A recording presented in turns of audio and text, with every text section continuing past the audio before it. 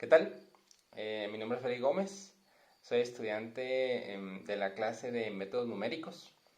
El día de hoy yo voy a les voy a platicar sobre el método de Jacobi, la parte de definición, en qué se basa y también detallar un ejemplo de manera que quede explicado este método. Espero que sea de su agrado y pues vamos a ello.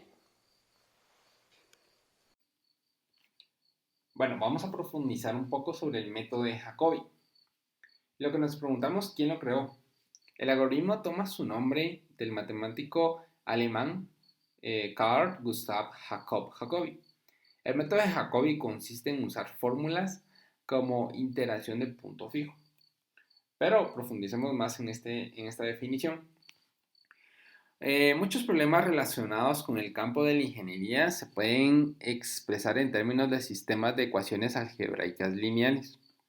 Cuando se resuelven numéricamente ecuaciones diferenciales, pueden surgir sistemas lineales con 20.000 o muchísimas más variables, que incluso los equipos de cómputo disponibles en la actualidad podrían requerir incluso días para poder resolver estos sistemas de métodos directos, como eliminación o factorización.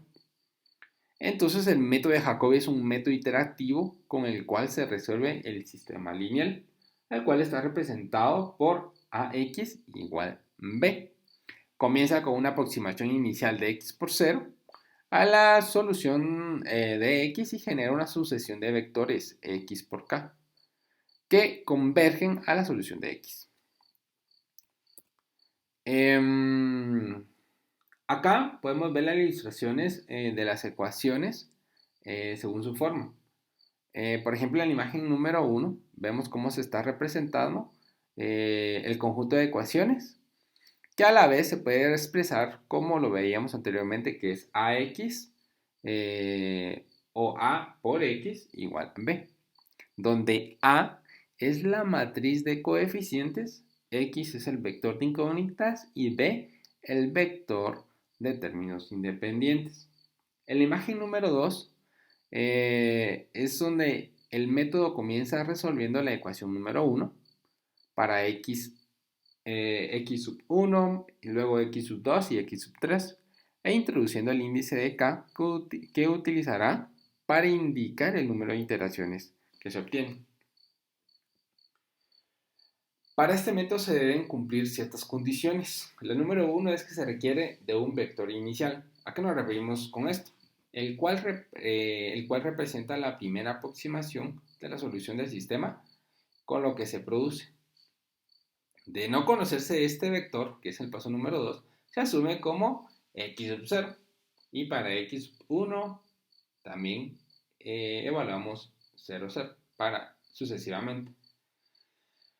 En el paso número 3, con estos valores y las fórmulas de las ecuaciones, en el número 2 se van calculando los nuevos valores de x sub i. Y en el paso número 4, que es el proceso continúa hasta que x sub i más 1 menos x sub i sea menor o igual a la tolerancia establecida. Para esto también hay un tema de convergencia. En el método de Jacobi existe una condición que garantiza la convergencia, aunque si no se cumple esta, si no se cumple, existe la posibilidad de que el método pueda converger. Esto se refiere si la matriz de coeficientes original del sistema de ecuaciones es diagonalmente dominante. El método de Jacobi seguro converge. ¿A qué nos referimos? Si vamos a la imagen, vemos varias matrices diagonalmente dominantes y unas que no son diagonalmente dominantes. En la primera parte tenemos, por ejemplo, en la matriz número 1, que sería 4, 1, 3, 8, vemos que sí es dominante porque 1 es menor que 4 y 3 es menor que 8. En esta mayor podemos ver que 4 es mayor que la suma de 1 más 1. Y acá podemos ver que 2 más el valor de absoluto de menos 3 es menor que 8. Entonces vemos que el 8 es dominante. Luego vemos que la suma del 3 más 2 es menor que 9. Entonces el 9 es dominante. Por eso tenemos una matriz diagonalmente dominante. Al contrario de las que están abajo, que no se respeta este criterio. Al ver este tema es muy difícil de poderlo comprender. Entonces, para ello, tengo un ejemplo. Un ejemplo para poder solucionar este problema con una tolerancia de x por 10 elevado a la menos 3. ¿Y qué tenemos que hacer como primer paso para resolver esta ecuación? Es ordenar por el dominante. Entonces tenemos la ecuación y podemos ver en la fila número 1 del sistema a solucionar. Entonces vemos que acá lo tenemos que ordenar según cuál sea el dominante, respetando que al final las que están marcados en verde, los cuadros que están marcados verdes, tienen que ser los dominantes con respecto a los otros dos o con respecto a las otras x. Entonces vemos que el primero no respeta ese criterio, porque el 7 es el dominante en este caso. Entonces vemos que el que sí cumple con el primer criterio, que sería el color verde, es la fila número 2. Entonces, ¿qué hacemos? Ordenarlo. De manera de que quede dominante, quede diagonalmente dominante como lo veíamos en una presentación anterior.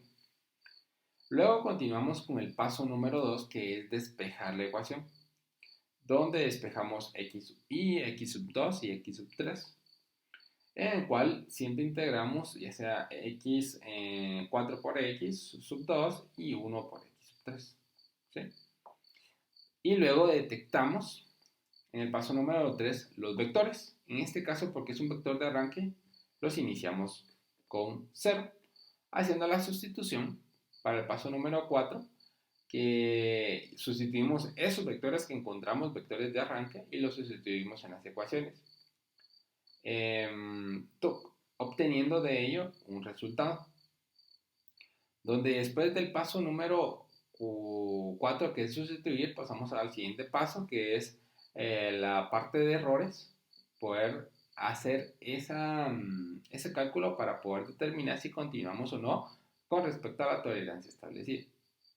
Entonces vemos acá que tenemos que hacer la resta para detectar el error de x sub i menos x sub 0 y obtenemos los siguientes resultados. El valor que tomamos para poder evaluar sobre la tolerancia es el valor que sea mayor.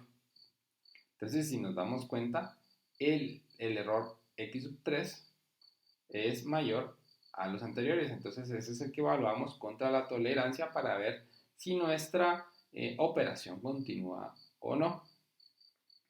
Luego de esto, llenamos la tabla de datos en la cual obtenemos las variables calculadas x sub i, x sub 2 y x sub 3 de los cálculos obtenidos de la iteración número 1 y luego también colocamos los errores y aquí determinamos si el error es mayor a la tolerancia, entonces continuamos según la condición. Pero de acá es donde tenemos que detectar los nuevos vectores, ¿sí?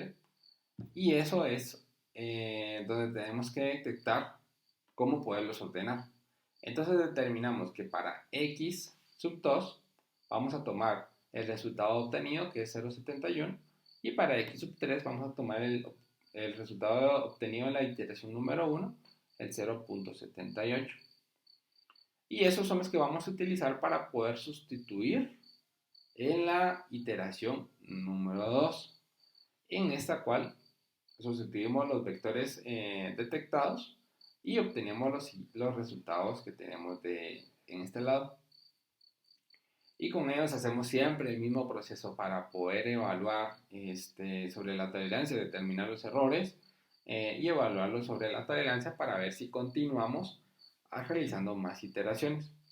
En este caso, para no prolongar un poco más el video, yo ya tengo la solución, que sería esta es la tabla de datos donde tenemos todas las iteraciones y si nos damos cuenta en la iteración número 6 en la iteración número 7 es donde se queda este problema, donde el cual cumplimos con ese requerimiento